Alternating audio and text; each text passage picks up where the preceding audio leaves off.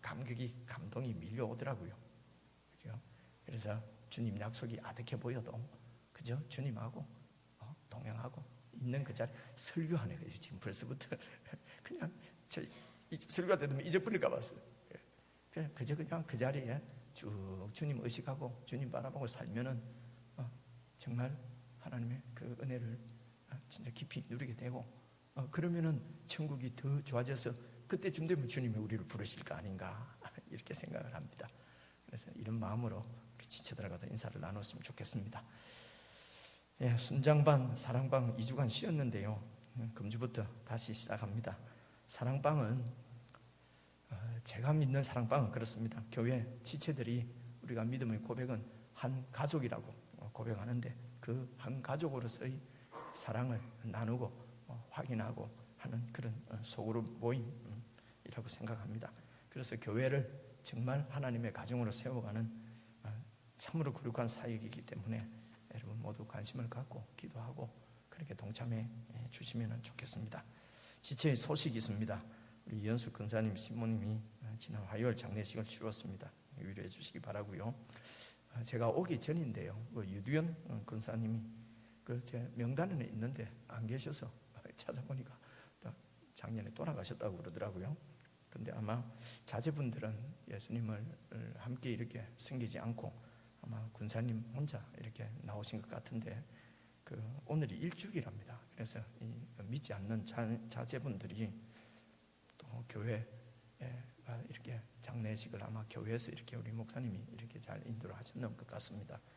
그래서 세상에 있는 분들은 이런 감사 인사는 참 잘 차리는 것 같아요, 그죠?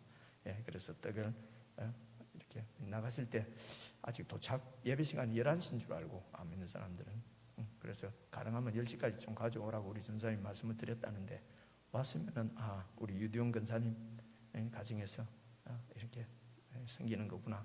혹시 안 왔으면은 떡 있다도 말고 없노 이러지 말고 예, 지하에 가서 그렇게 좋은 교제가 있으면 좋겠습니다.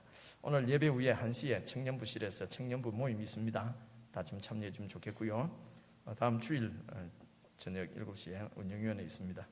그리고 우리 교회가 소속되어 있는 예수교 선교 교회 요 경남 지방에 있습니다. 그게 이제 중부 감천이라는 데가 있는데 그곳에서 말하자면 재 왔다고 그런 것 같습니다. 자꾸 거울을 한 개 달아준다 그래서 반반한 데가 요 앞에밖에 없어가지고요. 전부 동그랗게 하니까 달 데가 없어가지고요. 그래서 제가 우리 운영위원 분하고 상의를 해서 앞에 달아달라고 그랬습니다. 예, 들어오실 때 이렇게 옷 매무새도 한번 이렇게 비춰보면서 내 마음도 한번 비추면서 예배에 이렇게 들어오시면 좋을 것 같습니다. 예찬사역 영접위원 늘 감사합니다. 자, 오늘 참 엘리베이터가 고장이 나서 어제 저녁에 이렇게 물이 차서 어떻게 된 것 같습니다. 불편을 끼쳐서 죄송하고요. 그리고 우리 최재훈 전도사님이 10월 1일부로 이렇게 오셨습니다. 그래서 여러분 인사도 드리고 제가 기도하고 그렇게 했으면 좋겠습니다. 우리 최재훈 전도사 왔어요? 네. 전도사님 앞으로 오셔서 그 형제님 마이크 좀 반석 형제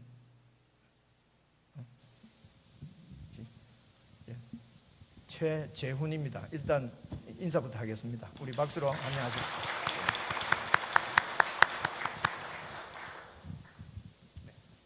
네, 안녕하세요. 최재훈 전도사라고 합니다. 하나님께서 이렇게 어떻게 연을 맺어주셔가지고 이곳 장유 남산교회에 오게 되었습니다. 많이 부족하지만 앞으로 잘 부탁드리겠습니다. 감사합니다. 그럼 전장 앞에 서 계시고요. 예, 앞을 보고 계시고, 예, 제일 가까이 앞을 보고 계시고, 우리 제일 가까이 있는 반석 형제 나오고, 우리 장로님, 이병두 장로님 나오시고요. 그렇게 해서 우리 같이 기도할 텐데요.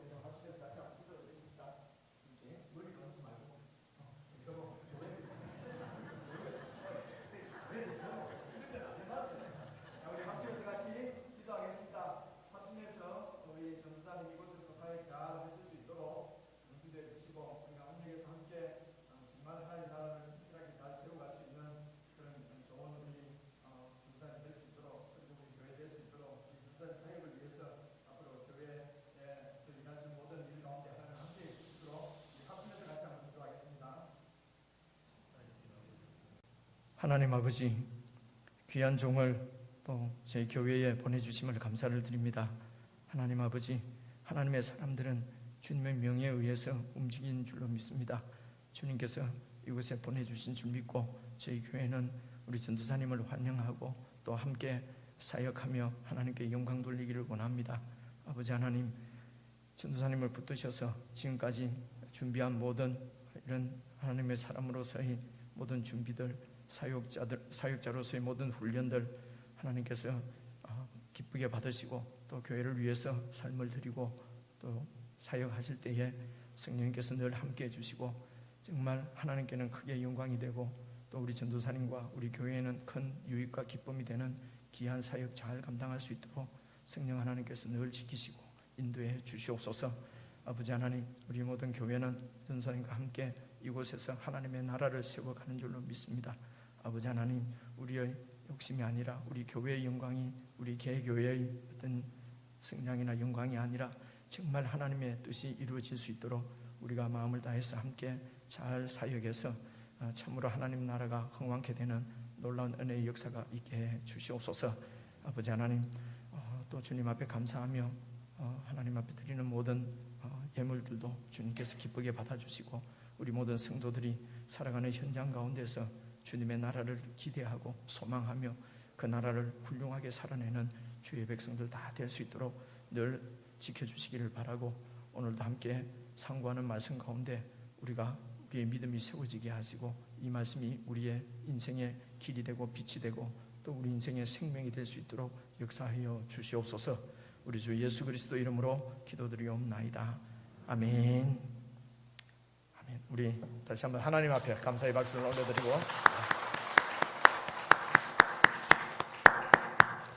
네, 감사합니다. 우리 하나님의 말씀은 마태복음 28장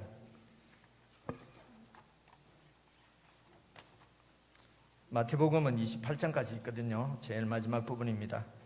28장 52페이지 18절부터 20절까지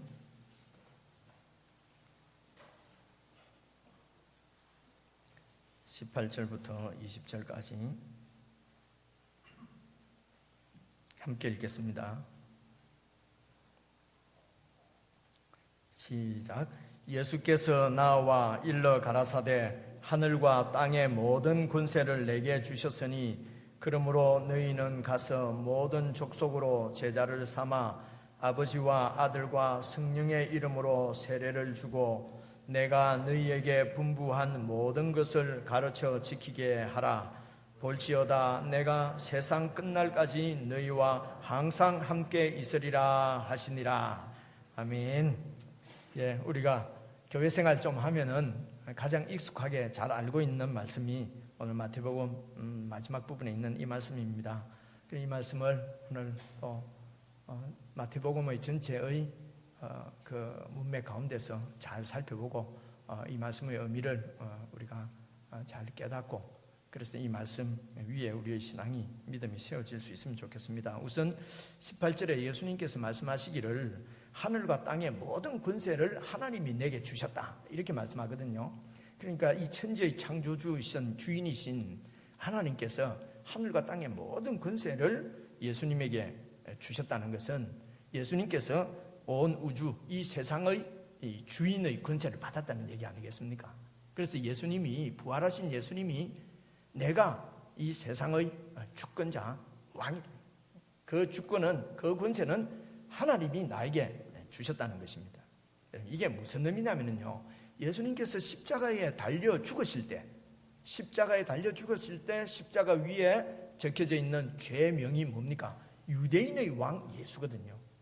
십자가에 죽으실 때 그 죄명이 유대인의 왕 예수인데 만약에 예수님께서 죽지 않으시고 있는 힘을 발휘해서 로마와 싸워서 그 백성들을 그 나라를 이스라엘 민족을 독립시켰으면은 유대인의 왕으로 끝나셨겠지요. 그렇죠? 그런데 하나님의 뜻에 순종해서 그분은 십자가를 지신 것입니다. 쉬운 일이 아니었던 것을 저희들이 지금 성경을 통해서 살펴보았지 않습니까? 그렇죠? 그런데 그러니까 땀이 피가 되어서 쏟을 정도로 그렇게 내 뜻대로 마시고 하나님의 뜻대로 내가 하기를 원합니다. 그러면서 십자가에 순종해서 죽고 나니까 온 우주에 하늘과 땅의 모든 권세를 가진 이 우주의 세상에 하늘과 땅 위에와 땅 밑에까지 모든 이런 그 족속으로 하여금 무릎을 꿇게 하는 그 왕의 권세를 받으신 것입니다. 그래서 이 우주의 온 세상의 왕이신 예수님, 이제는 유대인만의 왕이 아니지요. 그래서 여러분 왕이면은 백성들이 있어야 될 거 아니겠습니까?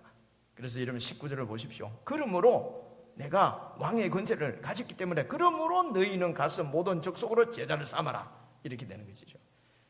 그러므로 가서 백성이 있어야 되지 않겠습니까? 왕이니까 그 나라를 세웠으니까. 그래서 그 나라 백성을 너희들이 가서 제자를 모든 족속으로 하여금 제자를 삼아라. 이제는 유대인만이 아니고 모든 족속으로 이제 그 하나님 나라의 백성을 삼으라는 것입니다. 이렇게 이 하나님 나라의 백성의 아이덴티티죠, 정체성을 지금 여기서는 제자를 삼아, 이렇게 얘기를 하거든요. 그러니까 하나님의 백성의 정체성은 제자입니다. 제자는 뭡니까? 배우는 사람이잖아요. 배우는 사람이에요.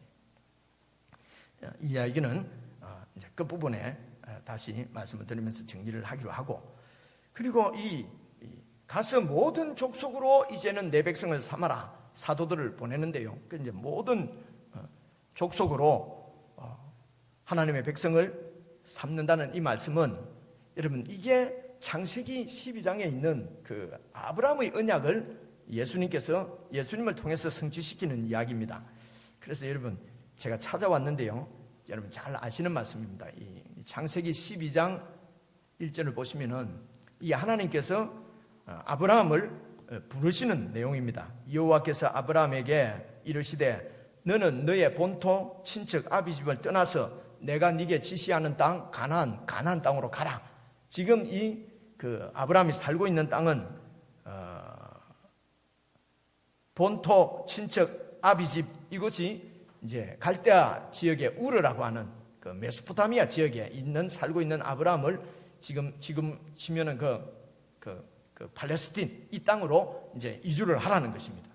그렇게 하면은 2절 내가 너로 큰 민족을 이루고, 여기 큰 민족을 이루게 하겠다는 것이 하나님의 아브라함에게 주신 약속이지요. 이때 여러분 아시는 대로 아브라함에게는 아들이 하나도 없었어요. 근데 너에게 큰 민족을 이룬다 하는 이 민족은, 여러분 그 당시에도 여러 세상 민족들이 많이 있습니다. 여기에서 하나님께서 너로 큰 민족을 이룬다고 하는 것은 여러분 얼마나 크게 돼야지 큰 민족이겠습니까? 그래서 여기 큰 민족은 세상 나라에 속한 민족이 아니라 크신 하나님하고 관계되는 민족을 만들겠다는 얘기입니다. 그래서 하나님과 관계 있는 민족, 하나님 나라를 얘기하는 것이에요. 하나님이 통치하시는 큰 민족을 이루고, 그리고 네게 복을 주어서 네 이름을 창대케 하고, 하나님이 통치하시니까 하나님의 영광이 그들 가운데 비춰져서, 그래서 세상 가운데 너의 이름이, 이스라엘의 이름이 이렇게 창대케 되고 큰 그 영광스럽게 되고, 그리고 너는 복의 근원이 될지라. 하나님과 함께하는, 하나님의 통치를 받는 그 하나님의 영광이, 그 복 말고는 이 세상에서의 복은 다 결국은 사라지게 될 복인 것입니다. 그래서 영원한 복은 하나님과 관계하는 복, 하나님의 통치를 받고 하나님의 은혜 가운데 사는 이 복을 근원이 된다는 것, 이것을 다른 민족들에게도 이렇게 흘려보내는 그런 복의 근원이 될 것이다. 그래서 3절 너를 축복하는 자에게는 내가 복을 내리고, 이 축복한다는 말은 이번 기회에 이 축복에 대해서만 조금만 말씀을 드리려고 하는데요, 이게 헬라어나 히브리 말이나 이런 것은 어려운 말이니까 제가 말씀드리지 않고, 그 영어로는 bless라 그러지 않습니까? bless라 그러거든요. bless라는 말이, 이게 히브리 말도 그렇고 헬라 말도 마찬가지예요. 3가지 정도의 뜻을 갖고 있어요. bless가 이게 복을 내린다, 복을 준다 할 때도 bless라고 그러고요. 그러니까 하나님이 God bless you 이러면 하나님이 내게 복 주신다 이런 말이거든요. 그리고 이 bless가 또 어떤 말을 갖고 있냐면 축복한다는 뜻도 있어요. 이 축복한다는 말은 복을 빈다는 얘기예요. 축자가 빌 축자거든요. 그러니까 축복한다. 그래서 내가 하나님께 축복하기를, 내가 여러분들에게 하나님이 복 주시기를 내가 축복한다 하면은 내가 하나님께 복을 빈다는 얘기예요. 그리고 또 한 가지 뜻이 있는 것이 하나님을 찬양한다, 찬미한다, 이름을 높인다 할 때도 bless라는 말을 써요. 그래서 I bless God 이렇게 또 표현을 하거든요. 근데 우리가 이것을 이제 우리는 이게 한 단어 갖고 내는 게 아니고 각각 다 다른 단어예요. 복을 준다는 말은 또 복을 준다고, 복을 빈다 하는 말도 따로 있고, 또 그리고 칭찬한다, 찬미한다는 말도 다 따로 있는데, 영어로는 헬라어나 히브리어로는 한 단어를 가지고 다 똑같이 한 단어를 가지고 세 개를 표현한단 말입니다. 그러니까 이제 번역을 할 때 1로 번역할 거냐, 2로 번역할 거냐, 3으로 번역할 거냐 하는 것은 이제 그 문맥을 봐서 번역을 해야 되겠네. 한국말로 번역할 때는 우리 학교 다닐 때 영어 할 때 이런 거 하잖아요. 그죠?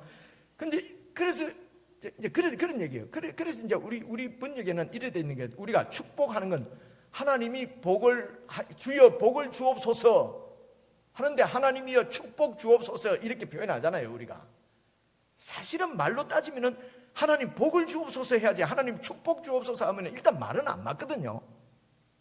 그런데 이게 이제 처음에 번역을, 우리 한국 성경 번역을 이렇게 조금 옛날에 7, 80년 전에 번역할 때, 그때 영어나 헬라어나 이렇게 밝은 학자들이 있다고 보기는 힘들지 않습니까? 그죠? 이게 말이 또 옆으로 빠져버렸네, 그죠?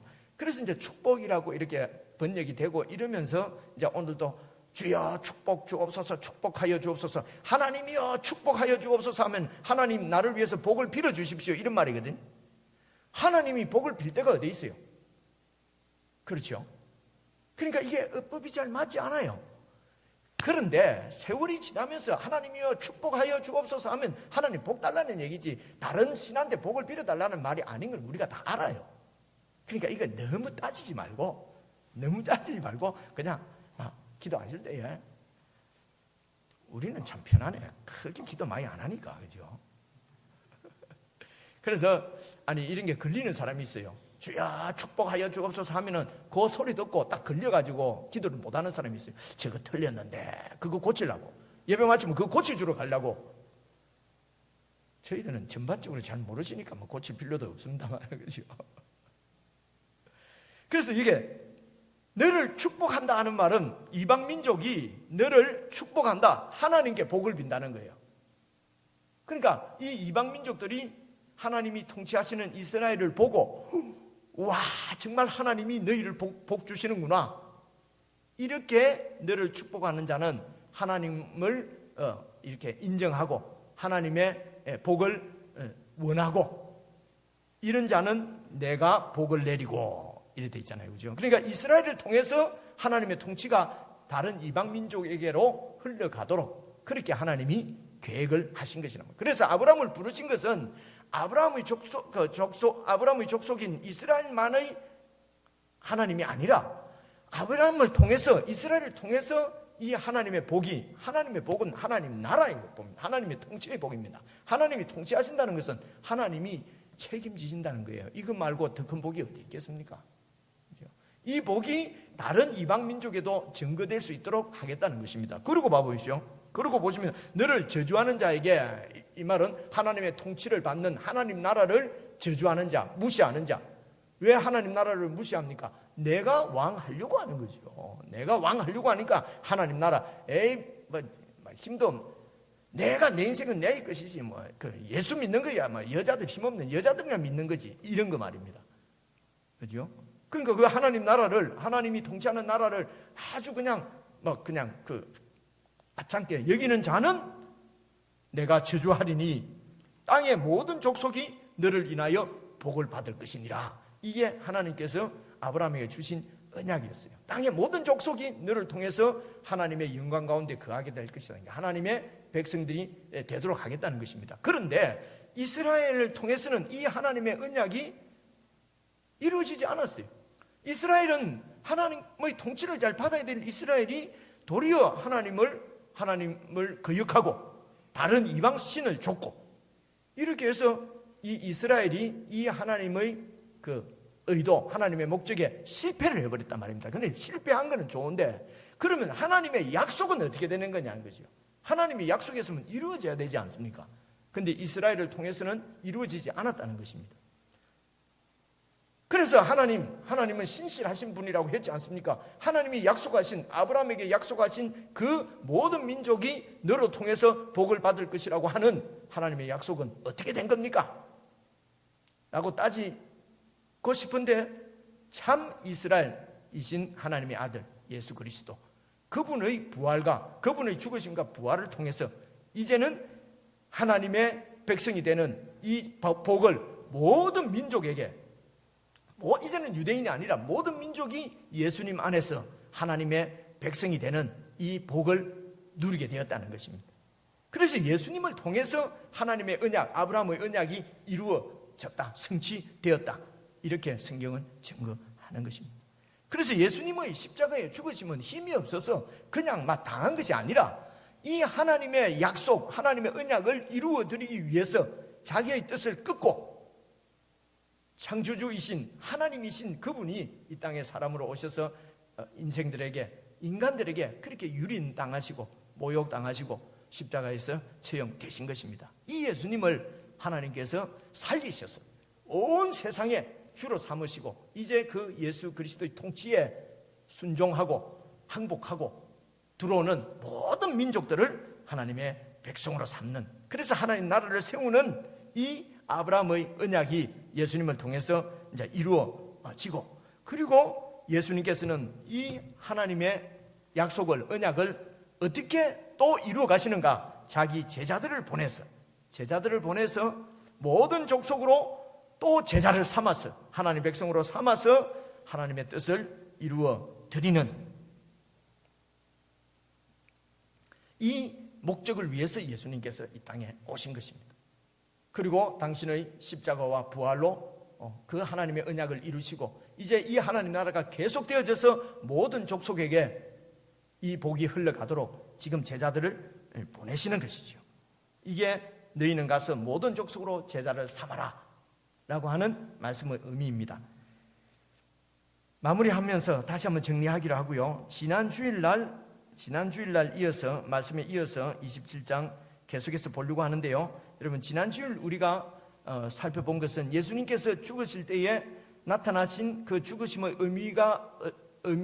의미를 나타내는 표적이 성전에 있는 휘장이 위에서 아래로 찢어졌다는 말씀 드렸습니다. 그렇죠?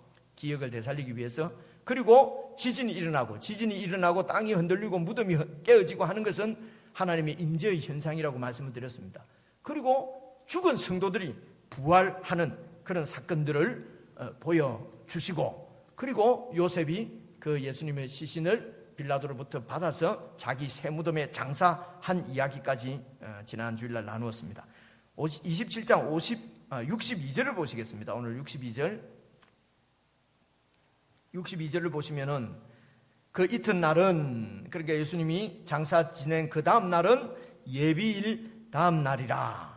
대제사장들과 바리새인들이 함께 빌라도에게 모여 가로되, 주여, 저 유혹하던 자가, 예수님을 얘기하는 거죠. 저 유혹하던 자가 살았을 때 말하기를 내가 3일 만에 다시 살아나리라, 이런 헛소리를 한 것을 우리가 기억합니다. 그러므로 분부하여 그 무덤을 사흘까지 굳게 지키게 하소서. 죽은 사람이 살아나는 일이 총독이 있겠습니까?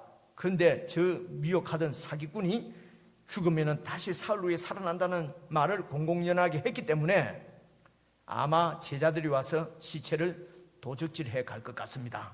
64절이 그 말씀입니다. 그의 제자들이 와서 시체를 도적질하여 가고, 그리고 백성들에게 말하기를 그가 죽은 가운데서 살아났다라고 거짓 소문을 퍼뜨리면은 후에 일어날 미혹이 전보다, 이때까지 있던 미혹보다도 더 큰 미혹이 될까 합니다. 그러니까 이 예수님을 죽인 장본인들, 이들은 예수님이 살아날 거라고 하는 것을 그 말씀을 기억을 한 거지요. 그리고 살아나면 어떻게 되겠습니까? 큰일 나죠, 이게. 그래서 절대로 살아날 리는 없다고 보고, 내 제자들이 도둑질을 해가고 이렇게 사기칠지도 모르니까 지키자. 근데 이 지키는 것 때문에 예수님의 부활이 더 확실하게 증거되는 것이죠. 그런데 이것보다도 저는 이 얘기를 드리려고 합니다. 이 대적들도 예수님이 살아나신다는 말씀을 기억을 하고 있는데, 예수님의 제자들 보십시오. 제자들은 전혀 예수님이 살아나신다, 부활하실 거라는 얘기를 일반 이 대적들도 알고 있는데, 일반 백성들도 알고 있는데, 정작 예수님의 제자들은 예수님이 살아날 것이라고 하는 말씀을 기억하지도 안 하고 기대하지도 안 하고 다 도망가 버린 거죠. 이 아이러니하지 않습니까? 그죠? 아니, 제자들은 왜 이렇게 예수님이 살아나실 거라는 얘기를 그렇게 들었음에도 불구하고 왜 염두에 두지도 않고 믿지도 않고 왜 그랬을까요? 그죠? 길게 말씀드리지 않고 여러분 보십시오. 내 생각이 확고하고 내 내가 확신이 딱 차 있으면은 하나님이 얘기해도 안 들립니다. 어떤 확신입니까? 이 제자들은 하나님의 아들 그리스도께서 어떻게 질 수 있냐는 것입니다. 어떻게 무력하게 죽을 수 있냐. 그리스도는 왕인데 우리 민족을 로마의 압제로부터 구원해낼, 이렇게 나라를 회복시킬 왕인데 죽을 리가 있느냐는 것입니다. 유대인들이 마찬가지로 어떻게 하나님의 성전이 무너질 수 있느냐, 어떻게 하나님의 백성이 질 수가 있느냐, 절대로 안 진다 라고 하는 확신. 그래서 예레미야 선지자가 와서 어제부터 예레미야서 우리가 묵상하지 않습니까? 이 나라가 망할 것이다, 성전이 망할 것이라고 하는데도 절대로 안 망한다. 아니, 하나님이 함께 계신데 왜 망하냐? 여러분, 어느 것이 더 믿음 있어 보입니까? 잘 생각을 해보셔야 합니다. 이 말이 하나님이 우리와 함께 계시는데 절대로 망하지 않는다. 예레미야는요, 하나님이 심판하시기로 작정한다, 망한다. 하나님이 너희를 치신다. 그 믿음 없다고 예레미야를 갖다가 얼마나 핍박하고 죽이려고 했거든요. 이렇습니다. 내 확신이 있으면은 주님의 말씀이 들리질 않습니다. 기억도 안 합니다. 그래서 우리가 예수를 믿는 사람, 특별히 예수 믿는 사람들은 할 수 있는 대로 내 뜻을 포기하고 하나님의 뜻이 무엇인가, 하나님의 뜻에 더 관심을 갖고 있지 않으면은 그냥 자연적으로, 본성적으로 우리 확신, 내 고정관념, 여기에서 헤어나기가 아주 힘듭니다.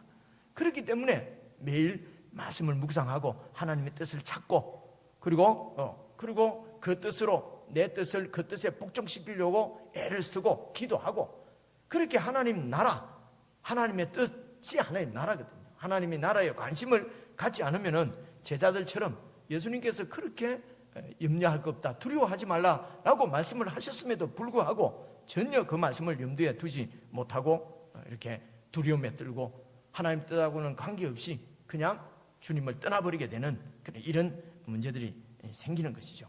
그러면 대적들은 왜 이렇게 기억을 하고 있습니까? 자기들을 이권하고 걸려 있으니까요. 그죠? 자기 이권하고, 만약에 예수님이 살아나거나 하면은 큰일이잖아요. 그죠?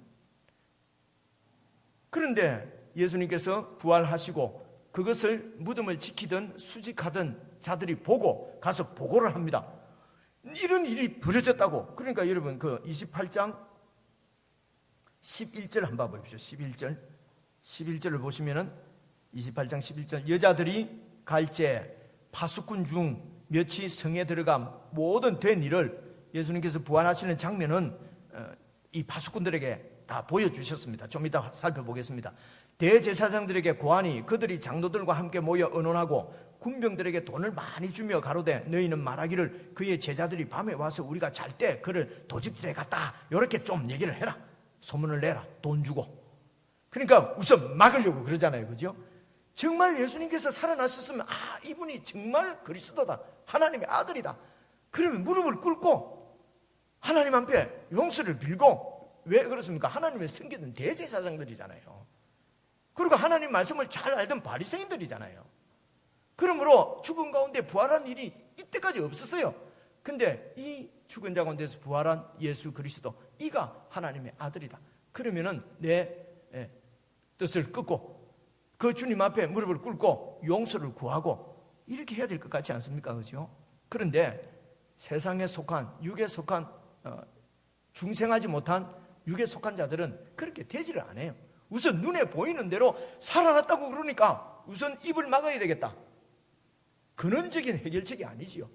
그래서 우리가 주님을 신뢰하고 주님을 믿지 않으면은, 죄송합니다, 땜빵만 하고 살라고. 인생 땜빵만 하고 땜빵 하다가, 땜빵 한다는 말 무슨 말인지 알지요? 그죠? 이게 해결을 해야 되는데 해결을 안 하고 땜빵만 하다가 그냥 인생 다, 미안합니다, 대단히 죄송합니다, 어떤 뭐 평론가가 종친다는 말 잘 쓰대요. 그러다가 인생 종치는 거예요. 그래서 이들이 이 도적질을 갖다 하라 이렇게 하지 않고 정말 그 주님 앞에, 부활하신 주님 앞에 무릎을 꿇어야 될 것 같은데, 그죠? 14절에 보니까 이 말이 총독에게 들리면 이제 큰일 날지도 모르니까 우리가 권해서 너희들한테는 트러블이 안 생기도록, 근심되지 않도록 할 거니까 염려하지 말고 좀 제자들이 도둑질 해갔다고 거짓말 좀 해주라. 그러니까 15절 군병들이 돈을 받고 가르친 대로 하였으니 이 말이 오늘날까지 유대인 가운데 두루 퍼지니라. 그러니까 마태복음을 적을 때는 꽤 조금 뒤에 적은 거죠. 기록한 거죠. 그죠? 여러분, 이렇습니다. 이 내 이해관계하고 딱 연결이 되면은요, 막 이런 식으로 말씀도 잘 기억합니다. 그래서 오늘 우리가 정말 하나님 앞에 나를 내려놓고 하나님 말씀을 붙잡지 않으면은 말씀도 내 이해관계, 내 좋도록 다 해석합니다. 내 좋은 말씀만 찾아서 봅니다. 내 좋은 말씀만, 내 위로되는 말씀만, 내한테 필요한 말씀만, 그리고 내한테 위로가 되지 않고 격려가 되지 않고 힘을 주지 않으면은 아니라고 합니다. 안 들으려고 합니다. 이렇게 된다는 거예요. 내 이해관계하고 꽂히면은 바로 그런 말씀을 얼마나 잘 기억하는지 모릅니다. 그래서 제가 요절 암송하는 것도 암송은 좀 해야 될 것 같기는 한데 요절 암송의 병폐가 가끔 이렇게 나타나기도 하거든요. 그 몇 말씀 그거 외워가지고 평생 신앙생활을 그 말씀 몇 개 붙잡고 살아가는 경우도 있거든요. 그래서 말씀을 많이 암송하는 것도 좋습니다. 꼭 필요한데 그 말씀이 전체 가운데서 어떤 의미를 갖고 있는지는 잘 확인을 하고 그렇게 이제 주님의 말씀을 드려야 될 것이다. 이제 이런 생각을 하게 됩니다. 28장 이제 1절입니다. 27장. 그러니까 빌라도가 말하기를 마지막 부분에 그래 너희들이 지켜라. 그래서 파수꾼들이 65절 보니까요. 27장 65절 빌라도가 가로되 너희에게 파수꾼이 있으니 가서 힘대로 굳게 하라 하거늘 저희가 파수꾼과 함께 가서 돌을 임봉하고 무덤을 굳게 지킵니다. 그 다음날 28장 1절 안식일이 다하여가고 안식 후 첫날, 오늘 우리가 말하는 주일이지요. 안식일은 토요일입니다. 그래서 안식 후 첫날이 되려는 미명의 새벽에 막달라 마리아와 다른 마리아가 무덤을 보려고 왔더니 2절 또 큰 지진이 일어나고 주의 천사가 하늘로서 내려와 돌을 굴려내고 그 위에 앉았는데 그 형상이 번개같고 그 옷은 눈같이 희거늘. 이제 이게 무슨 의미인지 알겠죠, 그죠? 하나님께서 이런 영에 속한 세계를 보여주시는 것입니다. 빛나는 영광스러운 세계를 보여주시고, 지진이나 이런 것들은 하나님, 이 자연 현상 가운데서는 사람들이 하나님의 계심이 영이시기 때문에 보이질 않으니까 하나님께서 당신의 임재를 이렇게 보여주실 때는 이런 지진, 그리고 또 이런 그 영광스러운 세계를, 영에 속한 세계를 3절에 보시면 형상이 번개같고 옷은 눈같이 흰, 이런 모습으로 지금 보여주시는 것이에요. 4절 수직하던 지키던 자들이 이걸 봤어요. 이들도 예수님의 부활에 대한 증인이 있어야 되니까요. 근데 이 부활에 대한 증인들이 매수당해갖고 돈 받고 그냥 입 다물어 버렸죠. 그래서 수직한 자들이 저를 무서워하여 떨며 죽은 사람같이 되었더라. 5절입니다. 천사가 여자들에게 일러 가로되 너희는 무섭 말라. 십자가에 못 박히신 예수를 너희가 찾는 줄을 내가 안다. 6절입니다. 그가 여기 계시지 않고 그의 말씀하시던 대로 살아나셨느니라. 와서 봐라. 그 누우셨던 곳을 보라. 가서 뭐 봤겠습니까? 봤는지는 잘 모르겠는데, 예, 봐라. 아, 시신이 없구나. 7절, 또 빨리 가서 그의 제자들에게 이르되 그가 예수님이 죽은 자 가운데서 살아나셨고 너희보다 먼저 갈릴리로 가시나니 거기서 너희가 예수님을 뵙게 될 것이다 라고 말을 전해라. 보라, 내가 너희에게 분명히 말했다. 빨리 가서 전해라. 그래서 그 여자들이 두려움, 무서움과 큰 기쁨으로 무덤을 떠나 제자들에게 알게 하려고 다른 박질을 할 때에 9절, 예수님께서 저희를 만나 가라시되 평안하시뇨 하거늘 예수님께서 또 만나 주셨습니다. 그래서 이 여자들이 이제 이미 천사들로부터 예수님의 부활 소식을 들었기 때문에, 확인했기 때문에 이제 예수님을 딱 만났을 때 예수님인지를 확 알아본 거죠. 여러분, 누가복음에 엠마오로 내려가던 두 제자에게는 예수님이, 부활하신 예수님이 나타나셔서 한참 동안 길을 가시면서 성경을 설명해줘도 예수님인 줄 몰랐어요. 그죠? 그러니까 다시 부활하셨다는 생각을 안 하고 있으니까 예수님이 옆에 있어도 모르는 거죠. 그런데 이제 이 여인들은 아마 새벽에 일찍 무덤에 간 것은 부활하신 예수님을 만나러 간다기보다는 향품 바르러, 이제 시신에 향품 바르러 이제 갔는데, 거기서 이제 천사를 통해서 예수님이 살아나신 얘기를 듣고, 그리고 이제 그 제자들에게 알리려고 가는 중에 예수님을 만난 것이요. 그래서 예수님께서 저희를 만나 가라사대 평안하뇨 하시거늘 여자들이 나아가 그 발을 붙잡고 경배하는 10절입니다. 이에 예수께서 가라사대 무서워 말라. 가서 보십시오. 가서 내 형제들에게 갈릴리로 가라 하라. 거기서 나를 보리라. 가서 내 형제들에게. 여러분, 제자들을 보고, 이 제자는 어떤 제자입니까? 예수님 주군으로 모시던 주인이 십자가에 달리시는 것을 보고 다 도망간 사람들이에요. 배신한 사람들, 그죠? 그러니까 이런 제자들을 보고 가서 내 형제들에게, 여러분, 이걸 제가 어떻게 설명을 드려야 될지 모르겠는데요. 왜 이 예수님께서 이 제자들을, 배반한 제자들을 내 형제들에게 가서 이렇게 갈릴리로 가라 라고 이렇게 말을 전해라고 하실까? 뭐 여러 가지 생각을 해볼 수 있겠습니다만은 저는 이렇게 생각했으면 좋겠습니다. 하나님의 언약을 이루어드리기 위해서 예수님의 목적은, 이 땅에 오신 목적은 하나님의 언약을 이루어드리는 것입니다. 그래서 하나님의 언약을 이루어드리기 위해서 이 땅에 오셨습니다. 그래서 그분의 삶의 목적은 하나님의 언약, 모든 민족으로 하나님의 자녀, 백성을 삼는 그 하나님의 뜻을 이루어 드리려고 하는 목적 때문에 오셔서 죽으시고 부활하신 것입니다. 이 목적을 함께 이루어갈 사람들이 바로 이 제자들입니다. 그렇죠? 이 하나님의 언약을 함께 이루어드릴 동지들인 것이요. 그래서 이 제자들을 향해서 형제들이라고 부르는 것 아닌가 싶습니다. 그런데 이 얘기를 들은 제자들은, 여러분, 지난 수요일 날 우리가 이제 요한복음을 이제 시작했는데 수요일 날 말씀을 드렸습니다. 아니, 수요일 날 우리 오도 안 했는데 뭐 수요일 했다면 도대체 어떻게 되는 거야? 여러분, 이렇게 불쾌하게 생각하지 마시고 성경이 이게 다 연결이 되거든요.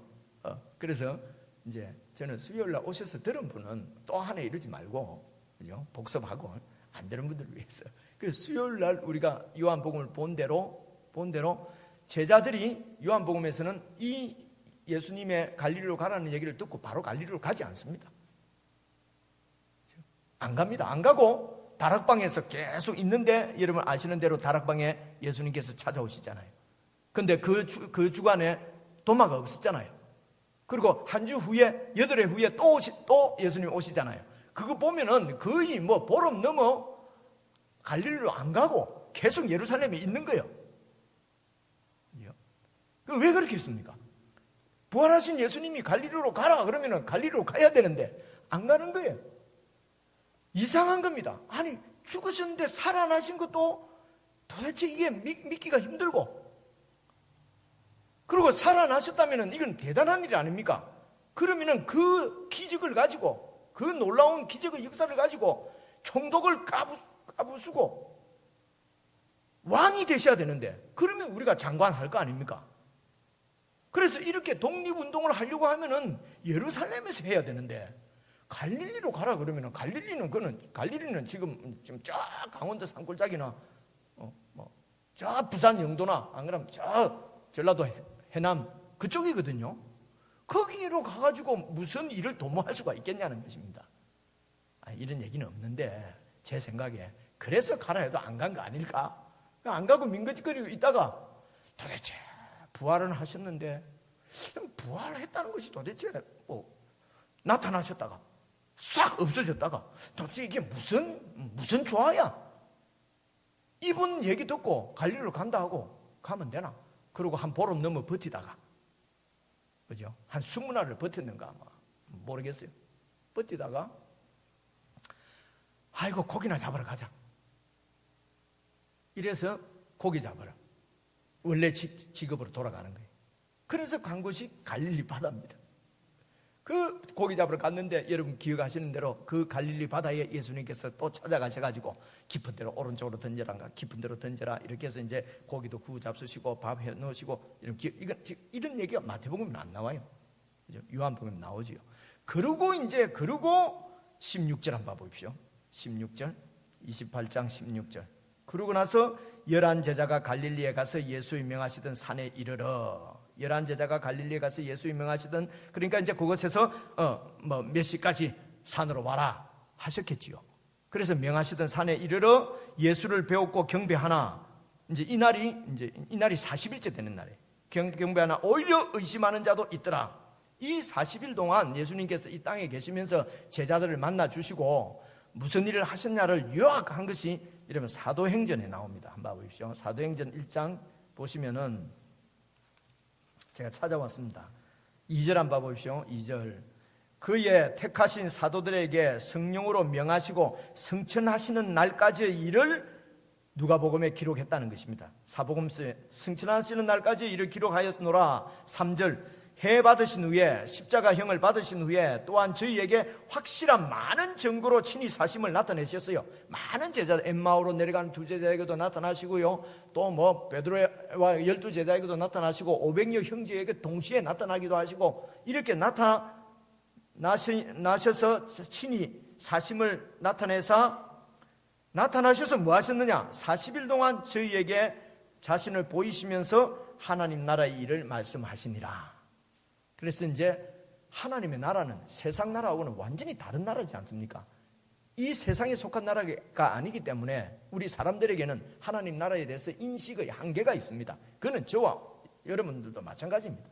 도대체 하나님 나라는, 영에 속한 나라는, 우리가 이 땅에 속해 있는 우리로서는 인식의 한계는 분명히 있죠. 분명하게 알 수가 없어요, 사실은.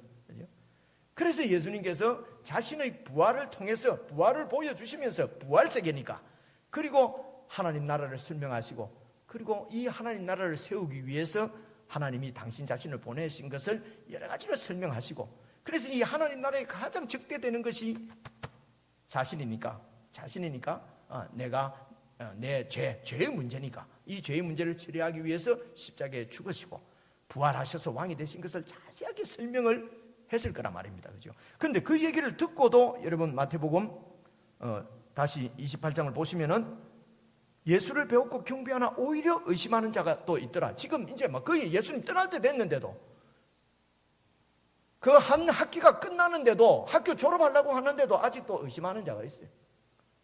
이렇게 믿음은 단번에 기적을 보고 죽은 자가 살아난다고 해서 믿음이 생기는 게 아닙니다. 40일 동안 이렇게 예수님의 개인 교습을 받고, 과외를 받고도 의심하는 자가 있어요. 그런 가운데 18절입니다. 예수께서 나와 일러 가라사대, 그런 제자들에게 일러 가라사대, 하늘과 땅의 모든 권세를 내게 주셨다. 그래서 너희는 가서 모든 족속으로 제자를 삼아라. 제자를 삼아라 하는 것이 본동사입니다. 가서 어떻게 제자를 삼느냐? 아버지와 아들과 성령의 이름으로 세례를 주고, 첫째가 세례를 주는 것입니다. 두 번째가 뭡니까? 20절. 내가 너희에게 분부한 모든 것을 가르쳐서 지키게 하라. 그래서 너희들이 가서 하나님의 백성을 삼아야 되는데, 모든 족속으로 어떻게 백성을 삼냐? 그들에게 가서 세례를 주라는 것입니다. 세례를 주기 위해서는, 세례가 뭡니까? 세례는 내 옛사람이 예수님과 함께 죽는 것입니다. 모든 하나님 나라의 이 바로 반역자가 내기 때문에 하나님을 반역한 이 죄를 지은 내가 예수님 안에서 사형당하는, 그리고 이제 예수님이 부활하실 때 예수님 안에서 예수님의 통치에 온전히 순종하는 그런 새로운 사람으로 바뀌게 하라, 바뀌었다 하는 표로 주는 것이 세례거든요. 그러니까 이 세례를 주기 위해서는 이 진리를, 이 예수님의 죽으심과 부활을 자세하게 설명하지 않으면, 내용을 설명하지 않고는 세례를 줄 수가 없어요. 그렇지 않습니까? 그래서 모든 백성으로 모든 족속으로 제자를 삼는 것입니다. 하나님 나라의 백성은 배우지 않으면 제자가 될 수가 없고 백성이 될 수가 없어요.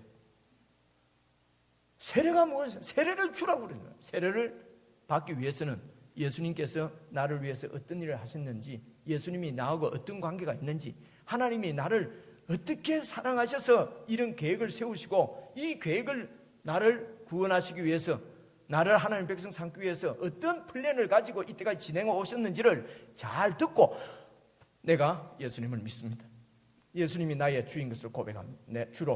내 죄를 위해서 죽으신 것을 믿습니다. 예수님을 나의 주로 영접하겠습니다. 이제는 나는 죽고 예수님의 통치 가운데 살겠습니다 라고 하면은 세례를 주는 거거든요.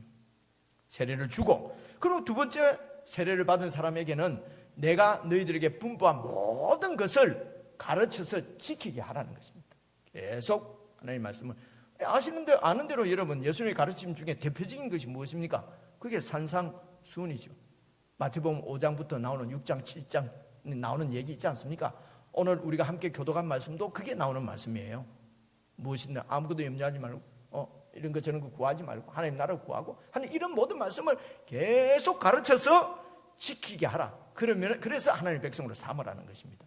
그러므로 오늘 이 복음을 소개받은 저와 여러분이 해야 될 일은 무엇입니까? 나가서 전하는 것이 지금 문제가 아니에요. 세례를 받으셨습니까?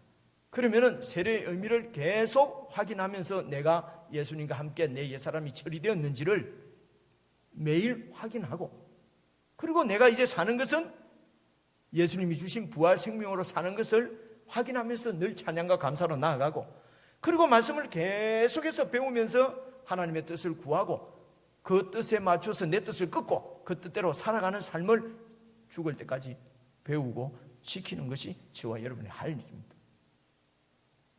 그렇죠?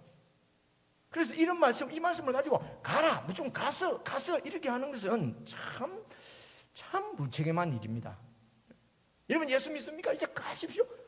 제가 캐나다에 갔는데 캐나다에서도 가라는 거예요. 내가 한국에서 캐나다까지 왔는데 이제 또 어디 가는 말인가? 땅끝까지 가라. 나는 여기가 땅끝이다. 그래서 그 다음 절을 보시면은요, 내가 세상 끝날까지 너희와 항상 함께 있으리라.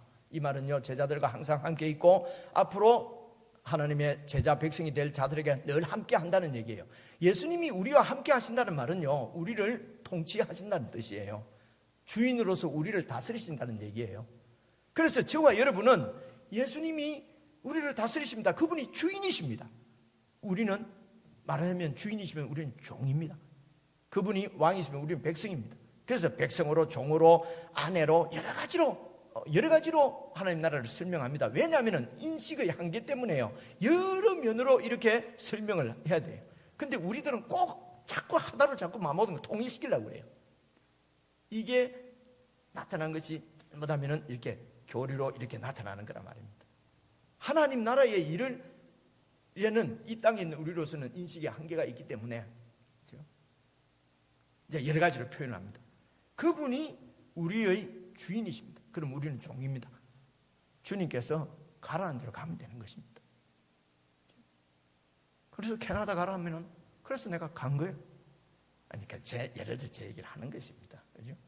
또 한국으로 가라 해서 그냥 오면 되는 것입니다. 가라 오라 소리는 또 안 하는데 그럼 가만히 계시면 됩니다. 부르신 그 자리에서. 그죠? 주의 약속이 아득해 보여도 나는 또 잊어버렸네. 나는 내 자리를 지키리. 그래서 제가 요 찬송을 듣는데요. 그 찬송이 그래서 주의 약속. 요즘 컴퓨터 있으니까 좋습니다. 주의 약속, 주의 약속 쳐보니까 이 악보가 나오는 거예요. 그래서 제가 부르면서 얼마나 감동이 되든지 주의 나라 위하여 주님, 내 마음 아시는 주님, 다음 주에 한 번 더 부르려고 그래요. 그렇게 해서 그렇습니다. 주님께서 우리와 항상 함께 하십니다. 그 말은 우리를 통치하시고 다스린다는 얘기입니다. 그래서 주님의 말씀을 잘 배우고, 그리고 주님의 뜻에 맞춰서 내 뜻을 긋고, 그렇게 주님을 바라보고 살면은 또 주님께서 또 서울로 가라고 하시기도 하시고, 그죠? 이 직장에서 저 직장으로 가라 하시기도 하시고, 그죠? 이 와이프에서 저 와이프로, 이런 건 없습니다만은 그건 아닙니다만은 아무거나 하면 안 되고 말입니다. 그죠? 잘 생각하셔서 주님께서 인도하시는 대로 그렇게 살면 됩니다. 못 나갔다고 마음에 이런 부담 가질 필요도 없습니다. 그러나 또 주님 통치 가운데 있으면 내가 혹시 게으른 거 있으면 게으름에서 돌이켜야 되죠. 그죠?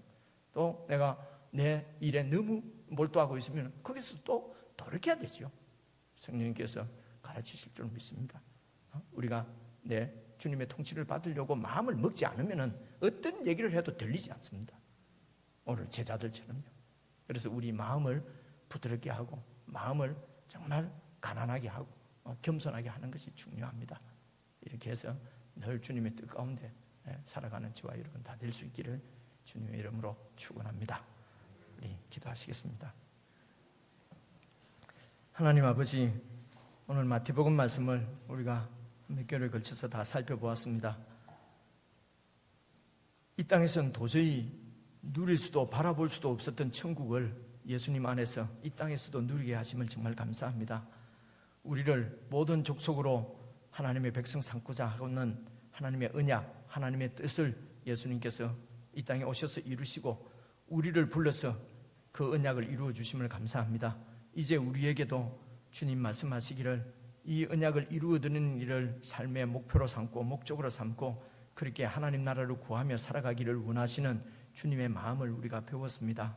사랑하는 주님, 성령께서 역사해 주셔서 교회에 속한 모든 식구들이 정말 하나님 나라의 마음을 두고 하나님 나라를 구하며 그렇게 살아가는 저희들 되도록 도와주시옵소서. 예수님 이름으로 기도드리옵나이다. 아멘. 우리 함께 찬양 부르겠습니다.